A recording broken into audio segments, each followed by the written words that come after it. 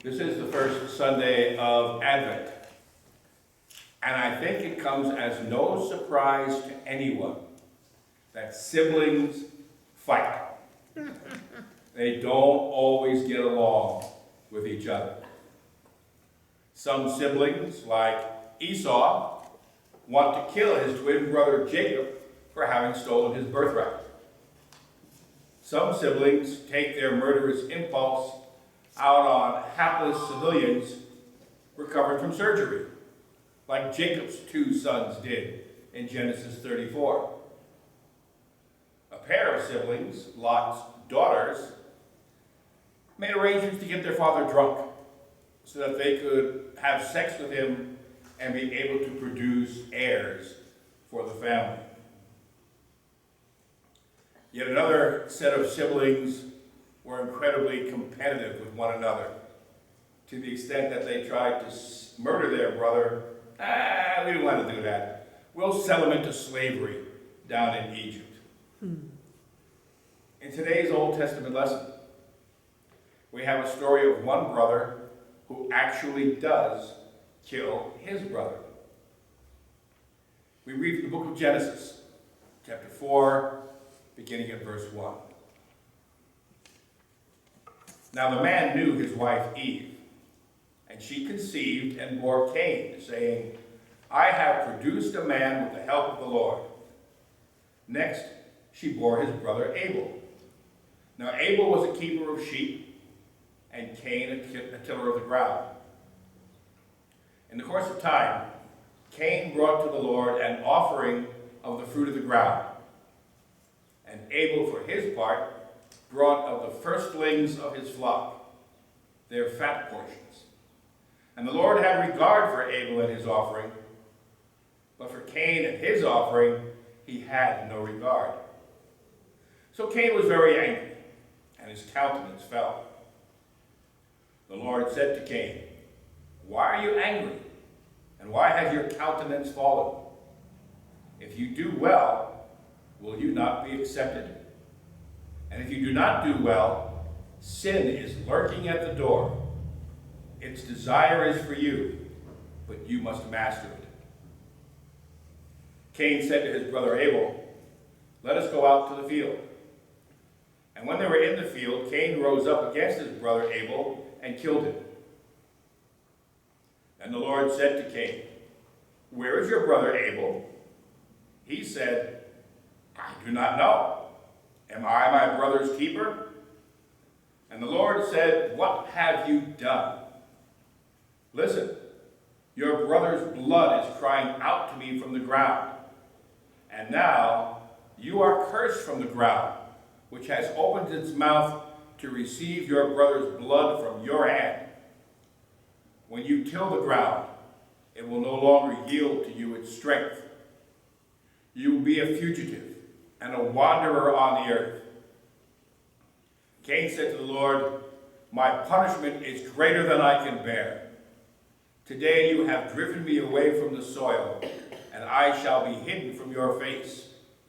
I shall be a fugitive and a wanderer on the earth, and anyone who meets me may kill me. And the Lord said to him, Not so. Whoever kills Cain will suffer a sevenfold vengeance. And the Lord put a mark on Cain, so that no one who came upon him would kill him. Then Cain went away from the presence of the Lord and settled in the land of Nod, east of Eden. This is the word of the Lord. Thanks be to God. Psalm 9 is a song of praise to God, who showers the righteous with justice upon the people, strengthening them when they're weak. God sits on a high throne, but is not distant from his people. Rather, those who put their trust in God will not be forsaken by God. Let's read Psalm 9 responsibly. I will give thanks to the Lord with my whole heart. I will tell of all your wonderful deeds. I will be glad and exult in you. I will sing praises to your name, O Most High. When my enemies turn back, They stumbled and perished before you. For you have maintained my just cause. You have sat on the throne giving righteous judgment. You have rebuked the nations. You have destroyed the wicked, and you have blotted out their name forever. The enemies have vanished in everlasting ruins. Their cities you have rooted out. The very memory of them has perished. But the Lord sits enthroned forever. He has established his throne for judgment.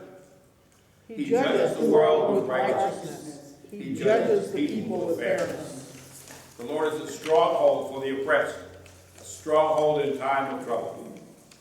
And those who know your name put their trust in you. For you, O Lord, have not forsaken those who seek you. Sing praises to the Lord, who dwells in Zion. Declare his deeds among the peoples. For he who avenges blood is mindful of them. He does not forget the cry of the afflicted. In our New Testament reading from Paul's letter to the Romans, Paul reflects on the problem of sin and the answer that we find in God's grace. At the heart of this passage is Paul's exploration of both the similarity and the contrast between Adam on one hand and Christ on the other. Paul introduces the law and states that sin existed before the law. Sin, therefore, exists and affects those who seek obedience to God. From Paul's letter to the Romans, chapter 5, beginning at verse 12. St. Paul writes, "Therefore, just as sin came into the world through one man, and death came through sin, and so death spread to all, because all have sinned. For sin was indeed in the world before the law, but sin is not reckoned when there is no law. Yet death reigned from Adam to Moses, even over those who did not sin in the likeness of Adam, who is a pattern of the one who was to come. But the free gift is not like the trespass. For if the many died through the one man's trespass, much more surely have the grace of God and the gift of grace of the one man, Jesus Christ, abounded for many. And the gift is not like the effect of the one man's sin. For the judgment following one trespass brought condemnation. But the gift following many trespasses brings justification. If, because of the one man's trespass, death reigned through that one, much more surely will those who receive the abundance of grace and the gift of righteousness reign in life through the one man, Jesus Christ." This is the word of the Lord. Thanks be to God. In our gospel lesson for today, it would be good to remember that Jesus preaches as a teacher who is very familiar with Jewish traditions and Jewish faith. That is, Jesus should not be understood as offering something that supersedes the law. Instead, his teaching should be viewed as that of one who holds the law with great respect. The point that Jesus is making here is that while our sinful behaviors are visible to all, the origin of those sinful behaviors lies in our sinful thoughts, and one is as bad as the other. The Gospel according to Matthew, the 5th chapter, beginning at the 17th verse. Glory to you, O Lord. Jesus said, "Do not think that I have come to abolish the law or the prophets. I have come not to abolish, but to fulfill. For truly I tell you, until heaven and earth pass away, not one letter, not one stroke of a letter will pass from the law until all is accomplished. Therefore, whoever breaks one of the least of these commandments and teaches others to do the same will be called least in the kingdom of heaven. But whoever does them and teaches them will be called great in the kingdom of heaven. For I tell you, unless your righteousness exceeds that of the scribes and Pharisees, you will never enter the kingdom of heaven. You have heard that it was said in ancient times, you shall not murder. And whoever murders shall be liable to judgment. But I say to you that if you are angry with a brother or sister, you will be liable to judgment. And if you insult a brother or sister, you will be liable to the council. And if you say, you fool, you will be liable to the hell of fire. So when you are offering your gift at the altar, if you remember that your brother or sister has something against you, leave your gift there before the altar and go. First be reconciled to your brother or sister, and then come back and offer your gift. Come to terms quickly with your accuser while you are on the way to court with him, or your accuser may hand you over to the judge, and the judge to the guard, and you will be thrown into prison. Truly I tell you, you will never get out until you have paid the last penny.